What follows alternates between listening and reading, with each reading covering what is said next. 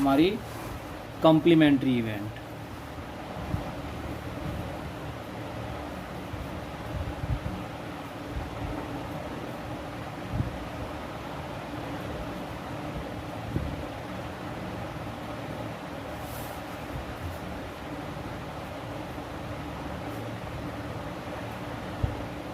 अब complementary event होती क्या है, तो देखिए एक सिंपल सा कंसेप्ट है। If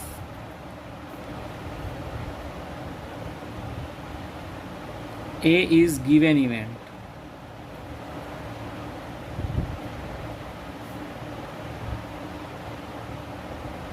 and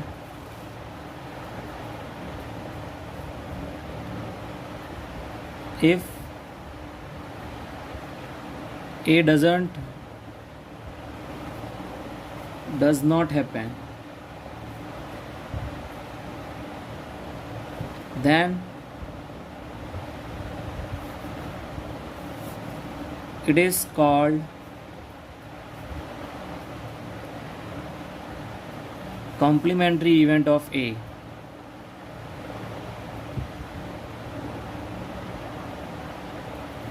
Complementary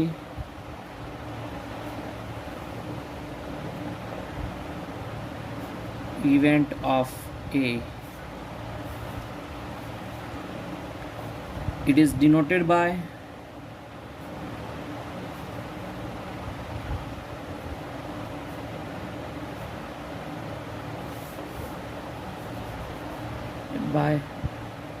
A bar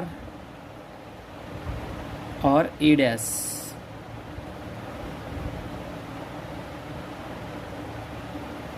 और कई बार इसको A C से भी डिनोट करते हैं। राइट फ्रेंड्स, तो कॉम्प्लीमेंट्री मतलब जो इवेंट हम चाह रहे हैं उसको छोड़कर दूसरा होना। एग्जाम्पल से समझते हैं तो बेटर समझ में आएगा।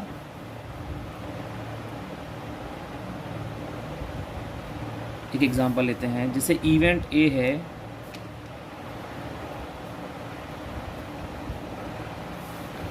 कि throwing a dice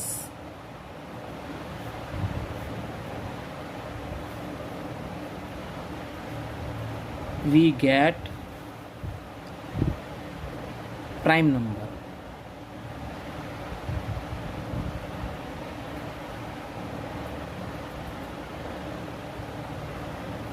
तो इवेंट, इसकी जो कॉम्प्लीमेंट्री इवेंट होगी वो क्या होगा, throwing a dice we do not get prime number। मतलब प्राइम को छोड़ के जो भी मिलेगा उससे जो इवेंट बनेगी वो क्या कहलाएगी, कॉम्प्लीमेंट्री इवेंट कहलाएगी।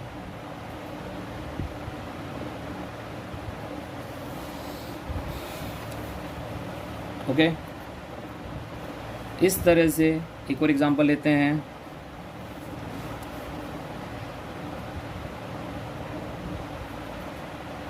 इवेंट बी ले रहे हैं, कोई भी नेम ले सकते हैं, उसका रीज़न नहीं है। द सन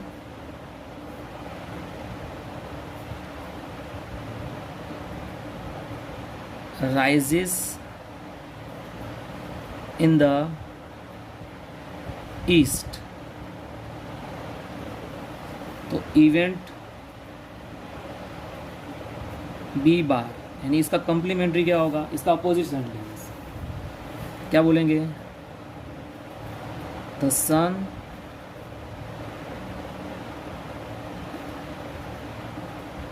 डज नॉट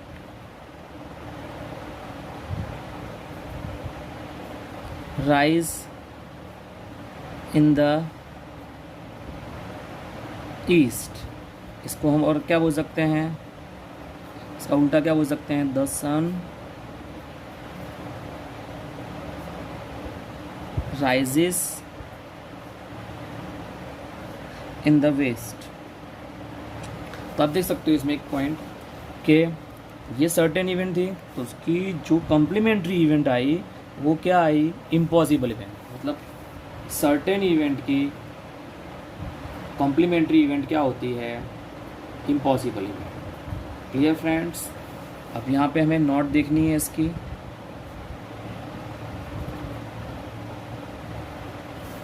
पहली नोट, इस नोट में क्या क्या आ गया है कि ये भी इम्पोर्टेंट पॉइंट है, इसे हम ध्यान रखना है हमें। The sum of probability of event and its complementary event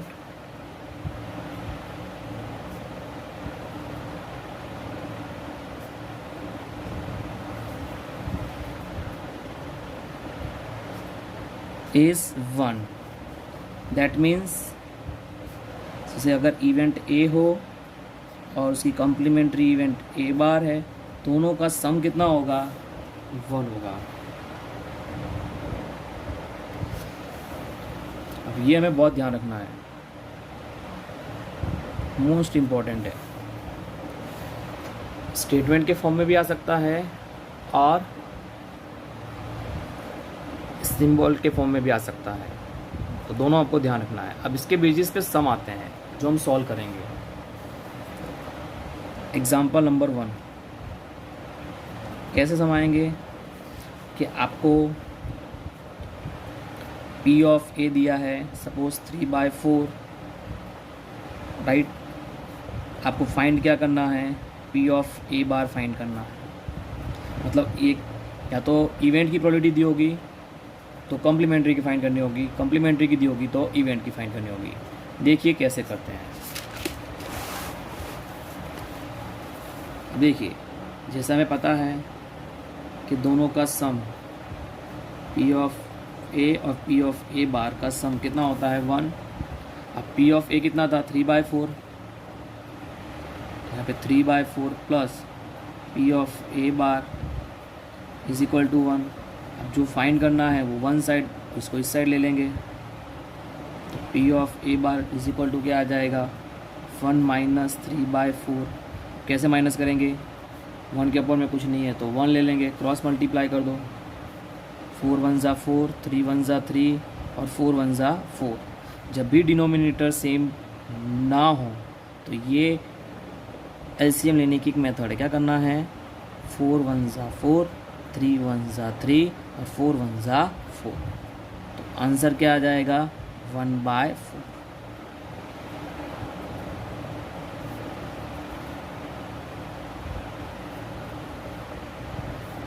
अब देखो, डियर 4 कब लगाने का, जब इक्वल टू हो और इक्वल टू के दोनों साइड लिखा हो तो लगाना है। अच्छा फ्रेंड्स, यहाँ पे हमें थोड़ा बेसिक भी क्लियर कर लेते हैं। कई बार बच्चों को कन्फ्यूज़न होता है कि सर कब ये क्रॉस मल्टीप्लाई करने का। तो देखिए, अगर जैसे कि यहाँ पे प्लस या माइनस हो और डिनोमिनेटर सेम ना हो तो हमें क्रॉस मल्टीप्लाई करना है। 4 1 ज़ा 4, 3 1 ज़ा 3 और 4 1 ज़ा 4, चाहे प्लस हो या माइनस।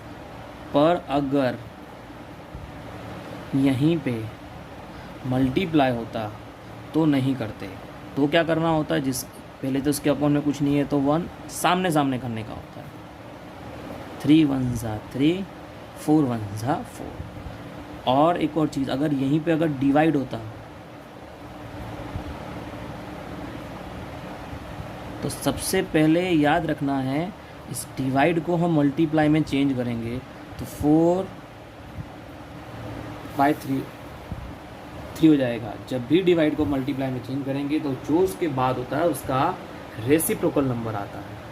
अब इसको जैसे हमने इसमें किया था वैसे ही करना है, तो कितना हो जाएगा, 4/3। तो ये हमें बेसिक ध्यान रखना है, ठीक है फ्रेंड्स। अच्छा, ये हमने इतना लंबा किया, पर यही अगर MCQ में आवे तो इतना लंबा करने की ज़रूरत नहीं है। इसकी एक शॉर्टकट मेथड है। क्या मेथड है? जैसे कि इसकी दी थी मैं, इसकी फाइंड करनी थी, तो देखो क्या करना है, अब डिनोमिनेटर सेम रखना है और करना क्या है, न्यूमरेटर के लिए डिनोमिनेटर में से न्यूमरेटर माइनस कर देना। समझ में आया? एक और एग्जांपल लेते हैं, वो हम डायरेक्ट करेंगे। जैसे कि दिया है P ऑफ A बार दिया है 3/10 और मुझे फाइंड क्या करना है, P ऑफ A फाइंड करना है। ठीक है फ्रेंड्स, तो देखो मैंने तुमको टेक्निक बताई थी अभी कि दोनों में से कोई भी दिया हो, दूसरा फाइंड करना हो, क्या करते हैं, डायरेक्टली अगर करना हो तो 10 वैसे ही रहेगा और 10 में से 3 माइनस कर देंगे तो कितना आ जाएगा, 7/10। तो ये जब भी हमें प्रोबेबिलिटी फ्रैक्शन में दी होगी और उसकी कॉम्प्लीमेंट्री इवेंट फाइंड की प्रोबेबिलिटी फाइंड करनी होगी तो हम इस तरह कर सकते हैं MCQ में। एक और एग्जांपल लेते हैं, अगर पॉइंट में दिया हो तो क्या करेंगे, जैसे P ऑफ C दे दिया है 0.7 और PC बार फाइंड करना है। चलिए स्टार्ट करते हैं। सबसे पहले पता है दोनों का सम कितना होता है, 1। अब ये दिया है, जो दिया उसको उसके नीचे रखो। अब ये फाइंड करना हो तो इसको इस साइड ले लेंगे तो क्या हो जाएगा, 1 माइनस 0.7। अब देखिए फ्रेंड्स, जिसको माइनस करना नहीं आता है, सबसे पहले पॉइंट वाले में माइनस करने में थोड़ा ध्यान रखना होता है कि ये अगर डेसिमल में है तो ये भी डेसिमल में करना, दोनों को लाइक डेसिमल में कन्वर्ट करना है। लाइक डेसिमल मतलब अगर यहाँ डेसिमल के बाद 1 डिजिट है तो इधर भी होना चाहिए। तो कितने डिजिट यहाँ पे हैं, 1, इधर हम ले लेंगे 1.0, 0.7। अब जैसे हम करना चाहें ओरली भी कर सकते हैं और नहीं आता है तो साइड में भी कर सकते हैं। बोरो करेंगे, कितना हो जाएगा, 3, 0.3।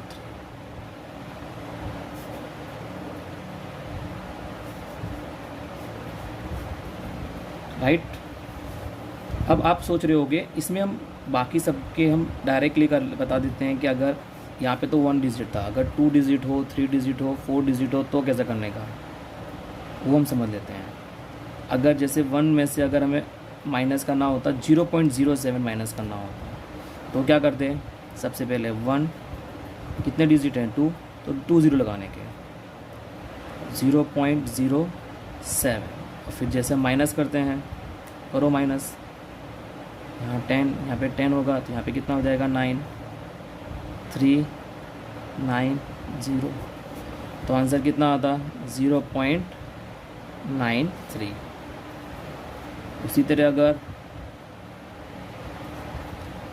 1 माइनस 0.347 होता तो कुछ नहीं, यहाँ पे कितने हैं, 3, तो 3 डिजिट 3 ले लेने के 0.347 माइनस करो, यहाँ पे 0 जाएगा, यहाँ पे 9 होगा, यहाँ पे 9, यहाँ पे 10, 10 माइनस 7 3, 9 माइनस 4 कितना हो जाएगा, 5, 9 माइनस 3 कितना हो जाएगा, 6, तो कितना हो जाएगा, 0.653। तो डेसिमल में आवे अगर प्रोबेबिलिटी दी हो तो उसको इस तरह हम सॉल्व कर सकते हैं। अब आता है कि अगर रेशियो में दिया हो, ये बहुत ही इंपॉर्टेंट है।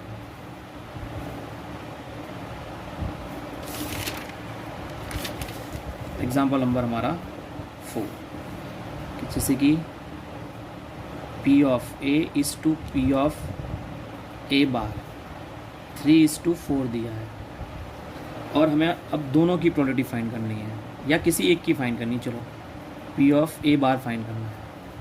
देखो इस टाइप के सम में क्या करना है, एकदम इजी है। सबसे पहले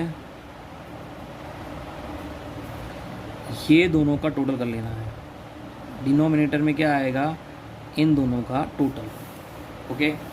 और A बार की प्रोबेबिलिटी फाइंड करनी है तो A बार सेकंड नंबर पे है, सेकंड नंबर पे कौन सा रेशियो है, 4, उसको ले लेना है। तो इस तरह से इसकी प्रोबेबिलिटी कितनी हो जाएगी, 4/7। और अगर यहीं पे अगर हमें जैसे इसमें ये पूछा नहीं है, और अगर P ऑफ A फाइंड करना होता तो अब डिनोमिनेटर में तो वही 3 + 4 करेंगे और न्यूमरेटर में आ जाएगा 3, तो कितना हो जाएगा 3/7। तो अगर रेशियो में दिया है तो हम इस तरह से कर सकते हैं। एक और एग्जांपल ले लेते हैं तो आपको बेटर समझ में आएगा। P of B bar is to P of B is equal to 5:7। चलिए सपोज़ मुझे यहाँ पे P ऑफ B पहले फाइंड करना है, तो P of B second number, देखो यहाँ पे वो फर्स्ट नंबर पे था A, तो हमने जब A की बारी आई तो हमने 3 लिया और A बार का टर्न आया तो हमने 4 लिया। अब यहाँ पे देखो B सेकंड पे है ना, तो ये सेकंड पे कौन सा है 7, तो यहाँ पे 7 लिखना है और दोनों का टोटल कर देना है। 5 + 7 कितना होता है 12। और अगर P of B bar find करना है तो कितना हो जाएगा 5/12। तो इस तरह से हमारे यहाँ पे सारे कंसेप्ट पूरे होते हैं।